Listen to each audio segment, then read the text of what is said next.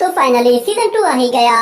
तो सीजन 2 को शुरू करने से पहले मैं आप लोगों को एक छोटा सा रिकेप देना चाहूंगा ताकि आप लोगों को सीजन 1 के लास्ट में जो कुछ भी हुआ था उसके बारे में पता चल सके, क्योंकि सीजन 2 डायरेक्टली सीजन 1 के साथ कनेक्ट हो रहा है। अगर आप लोगों ने सीजन 1 का एंड नहीं देखा तो इसका मतलब है आपको स्टोरी समझ में नहीं आएगी, और अगर आप लोगों ने सीजन 1 ही नहीं देखा तो उसका लिंक मैंने डिस्क्रिप्शन में दे दिया है, आप लोग जाकर पहले कंप्लीट सीजन 1 देख लीजिएगा। तो चलिए जल्दी से शुरू करते हैं। सीजन 1 के एंड में हम लोगों ने देखा था कि स्माइलिंग ली और मेंग चुआन के बीच में एक जबरदस्त लड़ाई हो रही होती है, जिसमें मेंग चुआन बिल्कुल पागल हो चुका होता है क्योंकि उसने जूली को खो दिया था, जिसकी वजह से उसकी पावर्स आउट ऑफ कंट्रोल हो जाती हैं और स्माइलिंग ली उसे मारने की जितनी भी कोशिश करता है वो बिल्कुल नाकाम हो जाता है। उसका हर अटैक मेंग चुआन पर बेअसर हो गया था। मगर दूसरी तरफ हम लोग देखते हैं कि वो प्रिमोडियल गॉड मेंग चुआन की हेल्प करता है और टाइम को बिल्कुल रिवर्स करके उसी पॉइंट पर लेकर आ जाता है जहाँ पर जूली की जान गई थी। तो टाइम रिवर्स होने की वजह से मेंग चुआन उसे इस मर्तबा बचाने में कामयाब हो जाता है और फिर वो जब स्माइलिंग ली का मुकाबला करता है तो स्माइलिंग ली उससे बहुत ज्यादा ताकतवर निकलता है, जिसकी वजह से वो उसे अपने लाइटनिंग गॉड फॉर्म में भी नहीं हरा पा रहा था। ये देखने के बाद वो दोबारा से उसी प्रिमोडियल गॉड से मदद मांगता है तो वो गॉड उससे कहता है कि स्माइलिंग ली को मारने का सिर्फ एक ही तरीका है, इसे मारने के लिए तुम्हें गॉड बनना होगा या फिर किसी गॉड को बुलाना होगा जो कि इसे मार सके। तो मेंग चुआन उससे कहता है कि मैं फ्यूचर में तो गॉड बन ही चुका होऊंगा, क्यों ना तुम मुझे फ्यूचर से यहाँ पे बुला लो। तो प्रिमोडियल गॉड मेंग चुआन के फ्यूचर से उसे पास्ट में बुला लेता है। तो फ्यूचर वाला मेंग चुआन अपने एक ही अटैक के साथ स्माइलिंग ली की धज्जियां उड़ा कर रख देता है और फिर वो मेंग चुआन से कहता है एक बात याद रखना कि तुमने मुझे फ्यूचर से वापस बुला लिया है, तो इसका मतलब है अब मैं फ्यूचर में नहीं हूँ, तो मेरा फ्यूचर अब खत्म हो चुका है, तुम्हें अब नया फ्यूचर बनाना होगा। जिसके बाद उसे जब होश आता है तो उसे पता चलता है कि वो कई दिन से कोमा में था। उसे ये भी बताया जाता है कि जुआनचू माउंटेन से कुछ गॉड्स आए थे जो कि जूली और जानवी को अपने साथ लेकर गए हैं, और वो प्रिमोडियल गॉड उसे बताता है कि लास्ट बैटल के बाद अब तुम्हारे पास कुछ भी नहीं बचा, ना तुम अपनी वाइटल की को यूज कर सकते हो ना ही तुम अपनी थंडर पावर को यूज कर सकते हो। जिसके बाद मेंग चुआन ने डिसाइड किया था चाहे कुछ भी हो जाए वो जुआनचू माउंटेन जाकर ही रहेगा। ये कहने के बाद हमें उसे जुआनचू माउंटेन जाते हुए दिखाया गया था और यहीं से ही अब सीजन 2 शुरू होगा। और हमें बताया जाता है कि सीजन 2 शुरू होने से पहले हमें कुछ एक्स्ट्रा चैप्टर्स देखने होंगे। ये एक्स्ट्रा चैप्टर्स असल में सीजन 1 को सीजन 2 के साथ कनेक्ट करेंगे, क्योंकि सीजन 1 के एंड में हमने मेंग चुआन को जुआनचू माउंटेन जाते हुए देखा था और ये एक्स्ट्रा चैप्टर्स जुआनचू माउंटेन जाने से पहले के हैं, ताकि आप लोगों को समझ में आ सके कि जुआनचू माउंटेन जाने से पहले मेंग चुआन ने क्या डिसाइड किया था और उसके साथ क्या कुछ हुआ था। तो सीजन 2 के स्टार्टिंग में ही हमें दिखाया जाता है कि एक लड़का जो कि युयांग पैलेस से बहुत ही दूर निकल आया था, वहाँ उसे एक बहुत बड़ा कोर्टयार्ड दिखाई देता है तो वो उसकी तरफ आगे बढ़ता है और फिर हमें उस कोर्टयार्ड के अंदर एक आदमी को दिखाया जाता है जो कि उसके बिल्कुल बीचों बीच बैठा हुआ होता है और वो गाना गुनगुना रहा था। उसके पास एक वाइन का जार भी था जिसे वो पीते हुए वो गाना गा रहा था। इतने में अचानक उसे आवाज आती है कि कोई पीछे से आ रहा है। वो जैसे ही पीछे पलटता है तो उसकी नजर उस लड़के पर पड़ती है जो कि थोड़ा बहुत जुआन सी जैसा दिख रहा होता है। उसे देखकर वो बंदा कहता है कि अच्छा तो तुम आ ही गए। ये कहने के बाद वो फौरन से उसके पास चला जाता है तो वो लड़का उस बंदे को देखकर थोड़ा सा डर जाता है और पीछे हट जाता है, मगर फिर वो खुद ही अपना चेहरा उसकी तरफ आगे करता है तो वो बंदा उसे देखकर कहता है कि तुम्हें देखे हुए कई साल हो गए हैं मगर अभी तक तुम बिल्कुल यंग दिखते हो, मुझे बताओ कि क्या तुम वो चीज लेकर आए हो। ये सुनने के बाद वो लड़का फौरन से एक छोटी सी पर्पल बॉल बाहर निकालता है जिसके अंदर हमें दिखाया जाता है कि 9 टेल फोक्स पावर थी, जिसे देखकर वो बंदा बहुत ही ज्यादा खुश होता है और कहता है कि ये चीज तो सच में लाजवाब है, मुझे इसे एक मरतबा ट्राई करके देखना चाहिए। मगर फिर वो दूसरी तरफ उस लड़के की तरफ देखता है तो वो काफी ज्यादा नर्वस लग रहा था, जिस पर वो उससे कहता है कि तुम इतने ज्यादा घबराए हुए क्यों हो, क्या तुमने सुना नहीं जो मैंने कहा है, मैं इसे एक मरतबा ट्राई करना चाहता हूँ। ये सुनते ही वो लड़का वहाँ से अपनी सीक्रेट टेक्निक से भागने की कोशिश करता है, मगर हम देखते हैं कि अचानक उसके सामने एक और बंदा आ जाता है जो कि उसे मुंह से पकड़ लेता है। वो बंदा भी असल में एक पपेट था, उसकी बॉडी पर बहुत सारे स्पेल लगे हुए थे और वो उस लड़के को पकड़कर वापस से अपने मास्टर के पास ले आता है और फिर उसका मास्टर कहता है कि मैं पिछले 10 साल से डोमिनिक मेंशन को बर्बाद करने का प्लान बना रहा हूँ, मगर अब तक तो हम लोग डोंगनिंग मेंशन में किसी तरह एंटर भी नहीं हो पाए। सब कुछ बिल्कुल बेकार में चला गया, तुम लोग किसी काम के नहीं हो। ऊपर से मैंने जितने भी लोग तुम्हारे साथ भेजे थे, तुमने उन सब लोगों को भी मरवा दिया। ये कहते ही वो फौरन से एक हथौड़ा और एक नीडल बाहर निकालता है, जिसके बाद हमें उस लड़के के चिल्लाने की आवाज सुनाई देती है। और इसी के साथ ही ये सीन यहीं पे ही कट हो जाता है। अगले सीन में हमें दिखाया जाता है कुछ लोग सीधा डोंगनिंग मेंशन की तरफ जा रहे होते हैं, जिसके बाद अगले सीन में हम लोग मेंचुआन के फादर के रेस्टोरेंट के अंदर दो लोगों को देखते हैं जो कि आपस में बातें कर रहे होते हैं। वो कहते हैं कि हम लोग पहले जेंग फैमिली को लूटे या फिर मैंग फैमिली को। और वहीं पे हमें दिखाया जाता है वो सारे घोड़सवार लोग डोंगनिंग मेंशन के बिल्कुल बाहर आ पहुंचे थे। इस वजह से डोंगनिंग मेंशन के गार्डियंस उन लोगों को वहीं पे ही रोक देते हैं और उन लोगों से कहते हैं कि कौन हो तुम लोग, अपनी आइडेंटिटी शो करो। तो वहाँ से एक वॉरियर नीचे उतर कर आता है और वो अपना टोकन दिखाता है। और इस तरफ वो चोर आपस में बातें करते हुए कहते हैं कि मेन फैमिली असल में एक सेंट फैमिली है और उनके पास जो जीनियस डिसाइपल था वो वैसे ही बेकार हो चुका है। तो मेरे ख्याल से हमें उन्हें लूटना चाहिए, उन्हें लूटना ज्यादा आसान होगा। इस तरफ हमें दिखाया जाता है कि वो बाहर घोड़सवार जो आए थे उनमें से जो एक वॉरियर सामने आया था वो एक ट्रेवलिंग गार्डियन था। उसका टोकन देखकर जुआनचू माउंटेन के गार्डियन फौरन से उसे अंदर जाने की इजाजत दे देते हैं। और इस तरफ वो दो चोर सर जोड़कर बैठे हुए होते हैं। इतने में अचानक वहाँ पर मेंचुआन आ जाता है जो कि उन लोगों के लिए खाना लेकर आया था। वो अपनी प्लेट उन लोगों के सामने लाकर रख देता है और कहता है कि आप दोनों का खाना बिल्कुल तैयार है। तो मेंचुआन को वहाँ पे देखकर वो लोग गुस्सा हो जाते हैं और कहते हैं कि तुम यहाँ पे क्या कर रहे हो, इसका मतलब ये कि तुम हमारी बातें सुन रहे थे। मगर मेंचुआन उनसे कहता है कि मैं यहाँ पे अकेला नहीं हूँ जो तुम्हारी बातें सुन रहा है। ये कहने के बाद वो राइट साइड पे देखते हुए कहता है कि सुनो दोस्तों, क्या तुमने इनकी बातें सुनी है? तो वो लोग कहते हैं कि हाँ। और फिर वो राइट साइड की तरफ देख कर कहता है कि क्या तुम लोगों को इनकी आवाज आई है? तो वो सब कहते हैं कि हाँ, हमने भी सब कुछ सुना है। तो मेंचुआन ऊपर देख कर कहता है कि क्या ऊपर तक आवाज आ रही है? तो सब लोग ऊपर से कहते हैं कि हाँ, इनकी आवाज ऊपर तक आ रही है। ये देखकर मेंचुआन कहता है कि अफसोस के साथ कहना पड़ रहा है मगर तुम्हारी आवाज सबने सुन ली है। ये सुनते ही वो मार्कमैन गुस्से में आकर अपनी सोट बाहर निकाल लेता है और कहता है कि अगर तुम लोगों ने सब सुन लिया है तो फिर अब तुम सबको मरना होगा। ये कहते ही वो अपनी सोट से मेंचुआन पर हमला करना शुरू कर देता है। तो मेंचुआन पीछे हटते हुए उसकी सोट को बहुत ही आसानी से डॉज कर रहा था और दूसरी तरफ वो वॉरियर कंटिन्यूसली उस पर हमला किए जा रहा था, जिसकी वजह से मेंचुआन एक टेबल के पास जा पहुँचता है और उसे वहाँ पर एक चॉपस्टिक दिखाई देती है। तो वो फौरन से उस चॉपस्टिक को उठाकर उससे उस सूट को रोक लेता है। ये देखकर वो मार्कमैन कहता है कि तुम मेरी बेइज्जती कर रहे हो, तुम सूट के अगेंस्ट में एक चॉपस्टिक यूज कर रहे हो, आखिर ये क्या तरीका है? मगर मेंचुआन उसके अटैक को डॉज करते हुए कहता है कि तुम्हें क्या लगता है कि ये चॉपस्टिक किसी सूट से कम है? इसे इतना भी कमजोर मत समझो।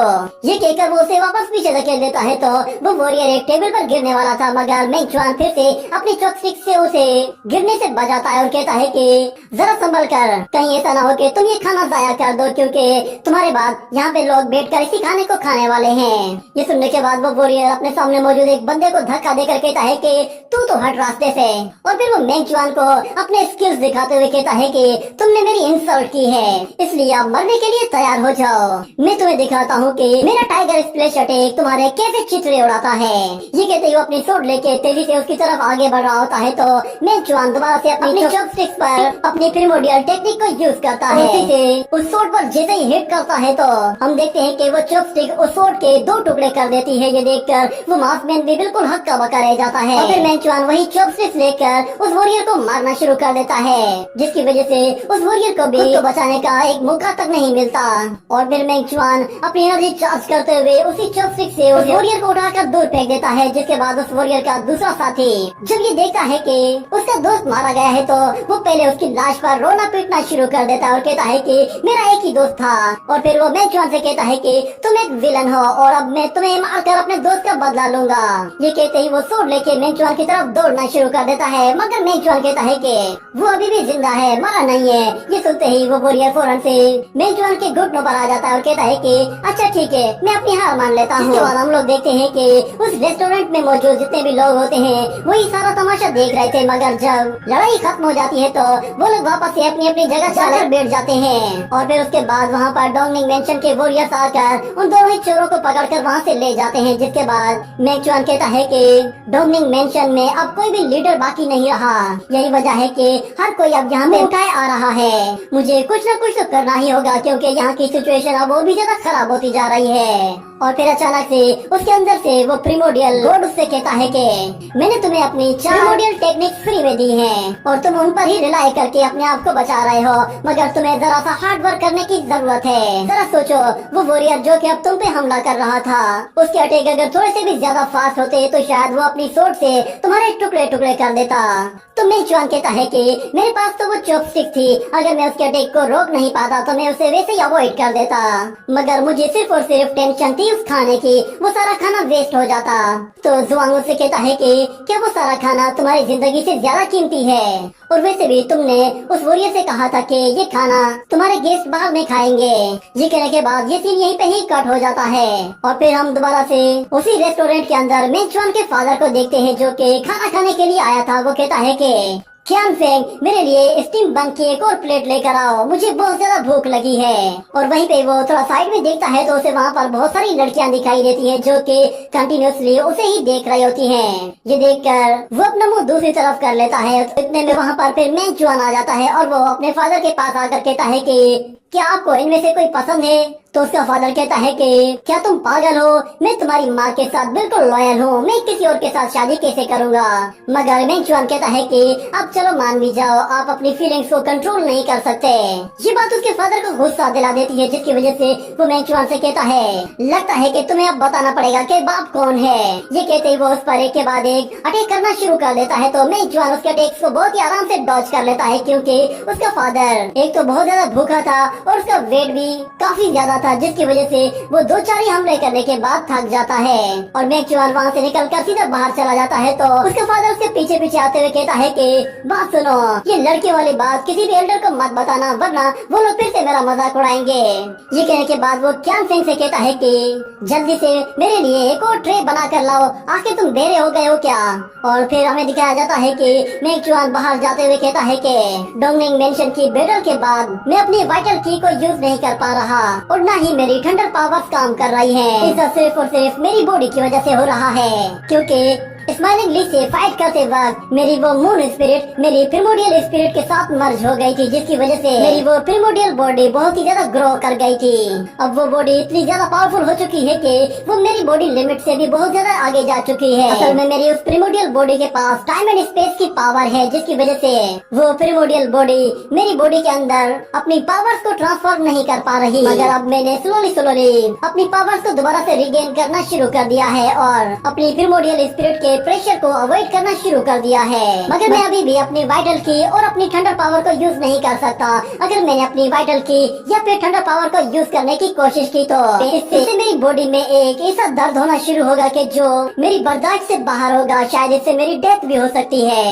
मुझे इस सब को कंट्रोल करने के लिए सबसे पहले प्रिमोडियल बर्निंग टेक्निक को यूज करना होगा। जब मैं उसे मास्टर कर लूंगा तो फिर मैं उस बॉडी को अपनी बॉडी के साथ रिफाइन करना शुरू करूंगा और जैसे ही वो पूरी तरह से रिफाइन हो जाएगी मैं उसे अपनी बॉडी के साथ मर्ज कर दूंगा और फिर मेरी बॉडी उस प्रिमोडियल बॉडी के बिल्कुल मैच आ जाएगी। और ये सब कुछ अचीव करने के लिए मुझे एक गॉड बनना होगा और जुआनचू माउंटेन जाने के लिए भी मेरे लिए इतना सा रीजन काफी है। जिसके बाद अगले सीन में हमें दिखाया जाता है कि जुआन एक जगह खड़ा हुआ होता है और वो देखता है कि बहुत सारे सोल्जर्स घोड़ों पर सवार होकर तेजी से कहीं जा रहे हैं और इस तरह जाता हुआ देखकर वो कहता है कि जरूर यहाँ पे कोई गड़बड़ हुई है। और दूसरी तरफ वो प्रिमोडियल गॉड कहता है कि मुझे इन सोल्जर्स में से किसी एक की बॉडी में एक बहुत ही खतरनाक स्पिरिट फील हो रही है। कहने के बाद दोबारा से हमें मेंग रेजिडेंस को दिखाया जाता है, जहाँ पे मेंग जियांगजू की डेड बॉडी पड़ी हुई होती है और वहाँ पे मेंग फैमिली के एल्डर्स उन वॉरियर्स से कहते हैं कि तुम लोगों की हिम्मत कैसे हुई ऐसा कहने की, हम लोग अपनी सीनियर सिस्टर की डेड बॉडी को तुम्हें यहाँ से ले जाने नहीं देंगे। अगर तुम्हें ये बॉडी ले जानी है तो फिर इससे पहले तुम्हें हमें हराना होगा।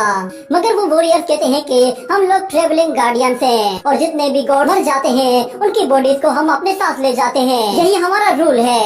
और वहीं पे हमें दिखाया जाता है कि वो सारे वॉरियर्स एक और गॉड की बॉडी को वहाँ से लेकर जा रहे होते हैं और इस तरफ मेंग फैमिली में एल्डर्स कह रहे होते हैं कि प्लीज आप भी हमारे रूल्स को मत तोड़िए। दोनों साइड से दोनों ही वॉरियर्स अपनी जिद पर अड़े हुए होते हैं। ये देखकर वो ट्रेवलिंग गार्डियन फौरन से अपनी सोट बाहर निकालने लगते हैं। तो इतने में मेंगचुआन वहाँ पे आकर उसकी सोट को पकड़ते हुए कहता है कि आप लोग इस वक्त मेंग फैमिली के पास हैं तो आपको मेंग फैमिली के रूल्स को ही मानना चाहिए। हमारा रूल यही है कि यहाँ पे कोई भी हमारे सामने ऊंची आवाज में बात नहीं करता। ये कहने के बाद हम देखते हैं कि मेंग चुआन की वो प्रिमोडियल स्पिरिचुअल एनर्जी हर जगह फैली हुई होती है। ऐसा लग रहा था कि जैसे उसने वहाँ पे पहले से ही एक जाल बिछाया हुआ था ताकि कोई भी मेंग जियांगजू की बॉडी को वहाँ से न ले जा सके।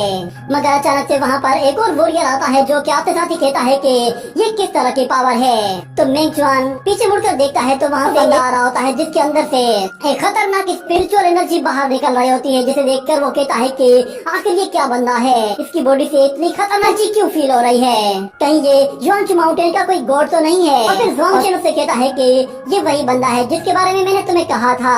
तो मेंग चुआन उसे अपने सामने से गुजरते हुए देखता है और ज़ुआंगचेन कहता है कि क्या ये तुम्हारा न्यू फ्यूचर है। और दूसरी तरफ वो वॉरियर मेंग चुआन की और स्पिरिचुअल लाइंस को क्रॉस करते हुए आगे बढ़ रहा होता है, जिसकी वजह से वो सारा का सारा जाल अपने आप ही टूट जाता है। वहाँ पर मौजूद मेंग फैमिली के एल्डर्स उसे रोकने की कोशिश करते हैं, मगर वो साइड पे धकेलते हुए सीधा मेंग जियांगजू के पास पहुँच जाता है और अपनी फिंगर आगे करते हुए उसकी ब्रीथ को चेक करने की कोशिश करता है कि इतने में अचानक मेंग चुआन गुस्से में आ जाता है और अपनी बॉडी से एक पावरफुल एनर्जी को रिलीज करते हुए कहता है कि ऐसी हिम्मत भी मत करना।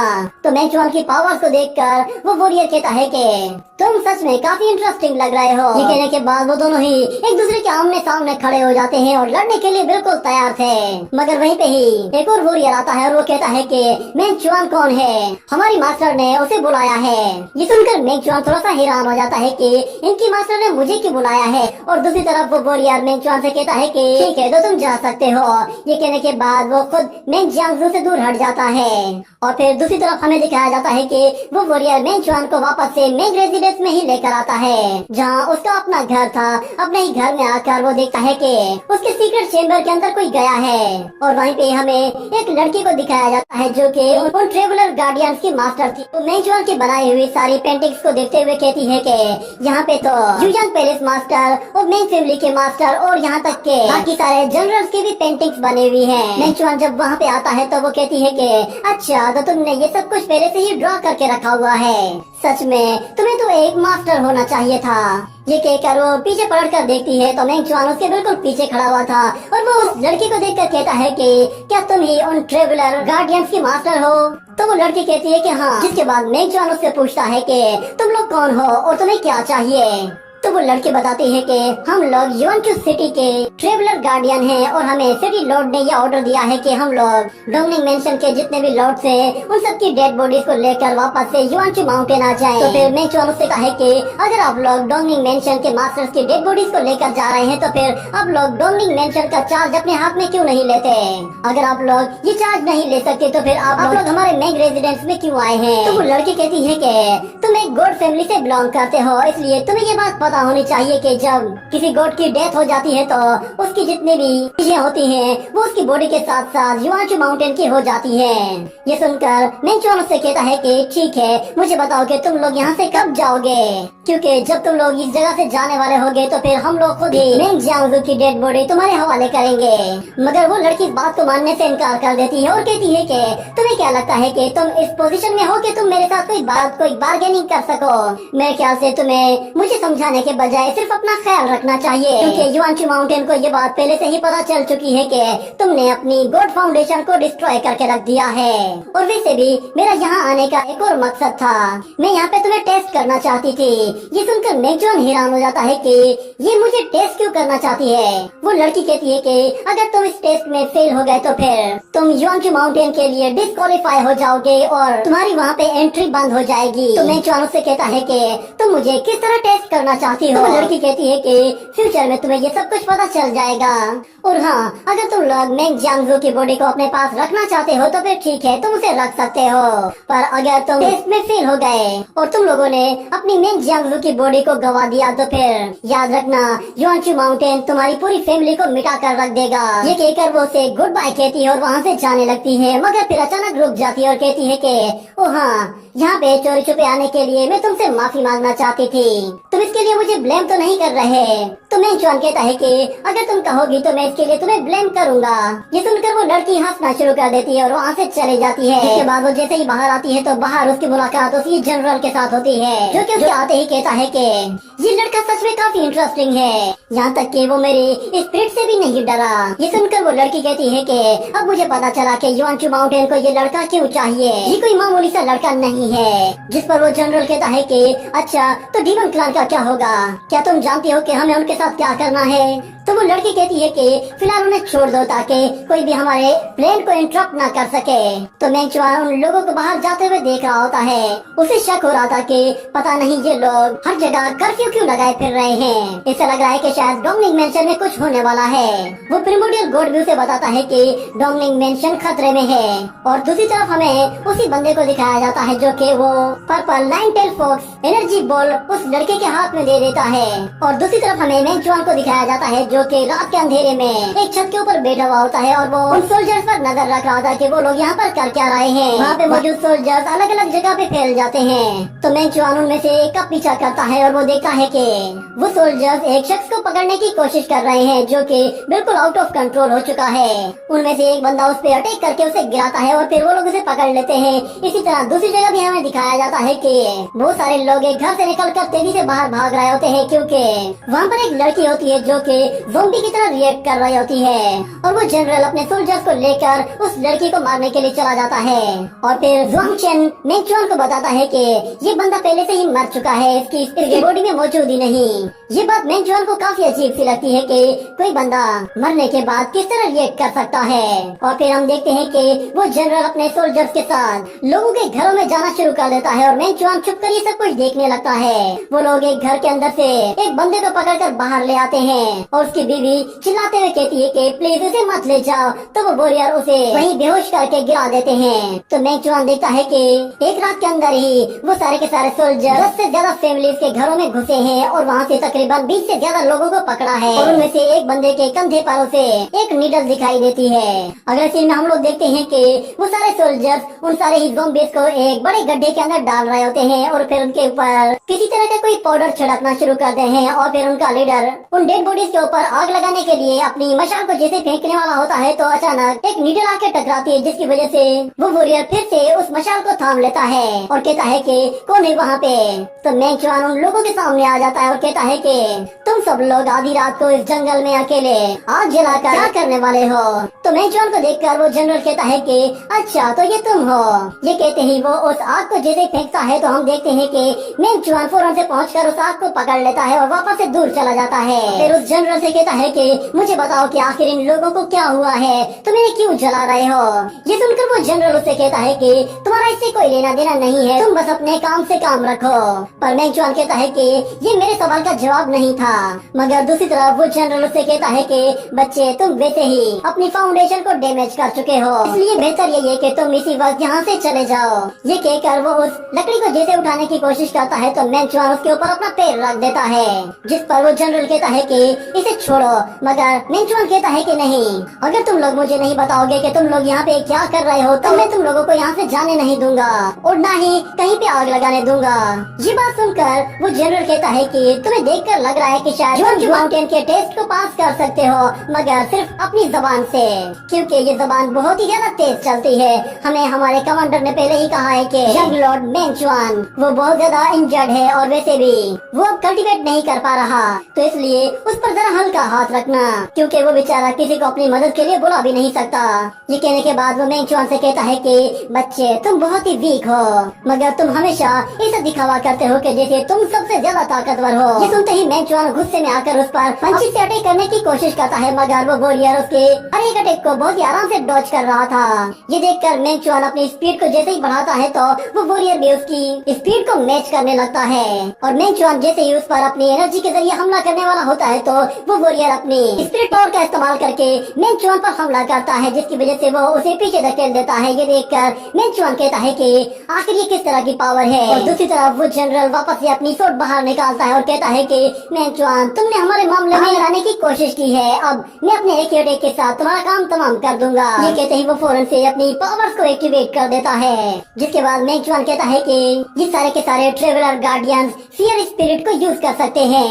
और दूसरी तरफ ज़ुआंग चेन उसे कहता है कि जरा संभाल कर रहना, ये बस सिर्फ एक कलर की ही फियर स्पिरिट है, मगर इसे हैंडल कर पाना बहुत ही ज्यादा मुश्किल है। मेंचुआन कहता है कि क्या कहा तुमने, वन कलर फियर स्पिरिट, आखिर इसकी रैंकिंग क्या होती है? तो ज़ुआंग चेन उसे बताता है कि जहाँ तक मैं जानता हूँ फियर स्पिरिट टोटल 5 कलर की होती है, और तुम्हारे सामने जो फियर स्पिरिट है ये सबसे ज्यादा वीक है, मगर ये सबसे ज्यादा खतरनाक भी हो सकती है, ये तुम जरा संभल कर फाइट करना। ये कहने के बाद वो वॉरियर मेंचुआन अपनी सोर्ड के जरिए एक के बाद एक अटैक करना शुरू कर देता है। तो मेंचुआन भी अपनी प्रिमोर्डियल स्पिरिट का इस्तेमाल करते हुए उसके अटैक को ब्लॉक करना शुरू कर देता है।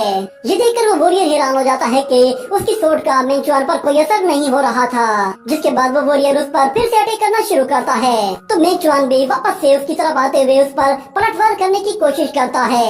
उस वॉरियर के अटैक बहुत ही ज्यादा फास्ट होते हैं और उसके सोर्ड स्किल्स भी कमाल के थे, मगर मेंचुआन ने सोर्ड स्किल्स को पहले ही मास्टर कर चुका था, तो इसलिए उसके लिए ये सोर्ड स्किल्स कोई बड़ी बात नहीं थे। वो उस वॉरियर को जैसे नीचे गिराता है तो मेंचुआन फौरन से उठते हुए उस पर दोबारा से हमला करके उसे नीचे गिराने की कोशिश करता है, मगर वो वॉरियर मेंचुआन को एक जोर से लात मारता है, जिसके बाद मेंचुआन भी पलट कर उसे एक जोर से लात मारता है। जिसके बाद वो जनरल कहता है कि ये मामूली सी ट्रिक्स मुझे नहीं हरा सकती, जिस पर मेंचुआन कहता है अच्छा तो फिर ठीक है, मैं तुम्हें कुछ नया करके दिखाता हूँ। ये कहते ही वो अपने 2 फिंगर्स के साथ एनर्जी क्रिएट करते हुए सीधा उस एनर्जी को उस वॉरियर की तरफ थ्रो करता है, तो वो उसका काम वही तमाम कर देता है। ये देखकर वो प्रिमोर्डियल गॉड भी हैरान हो जाता है और कहता है कि आखिर ये तुमने क्या ड्रा किया था?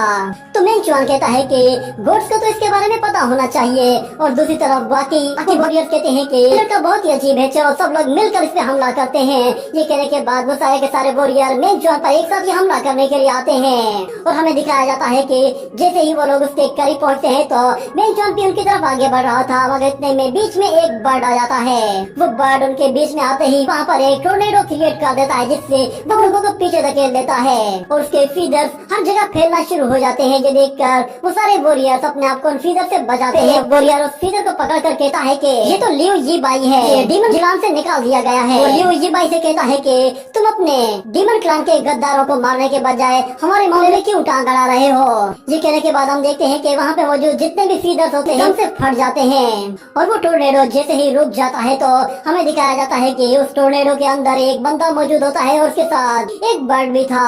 तो मेंचुआन जब उसे देखता है तो वो सेम टू सेम उन वॉरियर्स की तरह ही देख रहा होता है, मगर जब हमें उसके करीब से दिखाया जाता है तो वो बंदा उन लोगों से बिल्कुल डिफरेंट होता है, और वो उन सारी सोल्जर से कहता है कि तुम लोग अपनी बकवास बंद करो।